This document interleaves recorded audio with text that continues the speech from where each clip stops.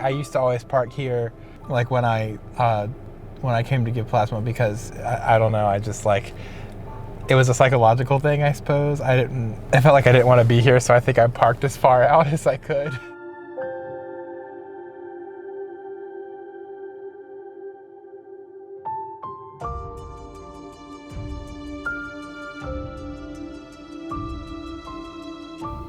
The fall of 2017 was one of the most difficult periods, I think, of my life.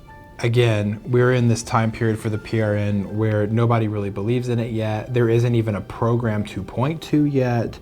Nobody knows who I am. The most difficult part of it was a lot of my good friends and people who I had started the project with in college either had to, like, you know, kind of phase out to go and you know, do their own jobs and their own things. We had some falling outs and different things that occurred that were just very difficult. That was just an incredibly difficult, lonely time for me. I remember thinking for the first time, I've always been somebody who has put a lot of stock into having friends and support and things of that nature.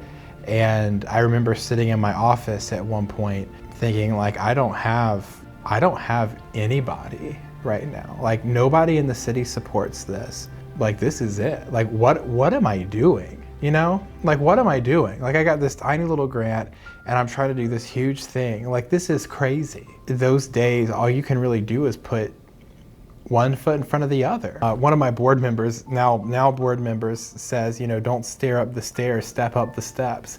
And that was really the only thing that we could do at that point. Towards the end of 2017, our very first year, that grant started to run thin. I remember coming up with this idea late one night, sitting up thinking about money. And I realized that if I and some other people who I knew were really dedicated to the project would be willing to actually donate plasma, we could come through that month basically not in the red. I remember the next day, I just, after work, I drove down to the plasma place and I was like, I'm just gonna give this a shot and kind of pioneer it before I ask other people to do so, you know? And I walked in and it was like 2 hours and it was awful, but it worked. I mean, the money that they said they would give, they gave. As difficult as it was, I started doing that very regularly. And we had a lot of other people from the old startup team who were like, well, this is a way that I can pitch in.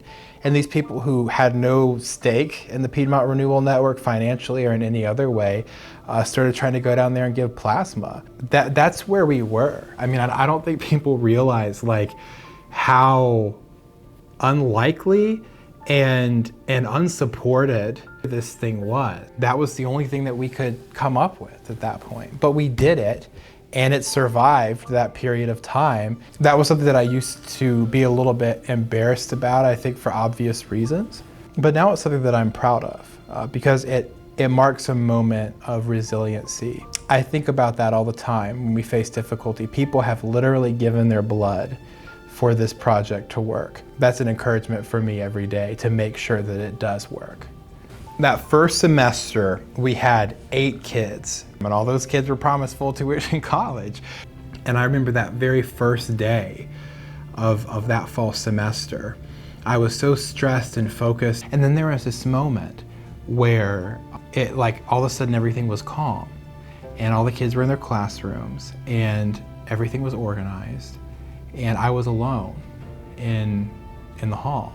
And I was just like looking in the classrooms and I saw all of these kids in this program that we had fought for and lost sleep for and lost friends for and gave blood for. And I just had to go into another room and close myself in privately away from all of our teachers and stuff, and I just cried. I mean, it hit me like a ton of bricks. I did not expect that, but I just wept because it was like, we did it. All of these kids who are from difficult backgrounds are going to be able to go to college tuition free because we refuse to give up. No matter how difficult it gets, no matter how unlikely it gets, I think the thing that makes the difference in success and failure is just a refusal to quit. And that really is the story of the Piedmont Renewal Network and of the last few years of my life.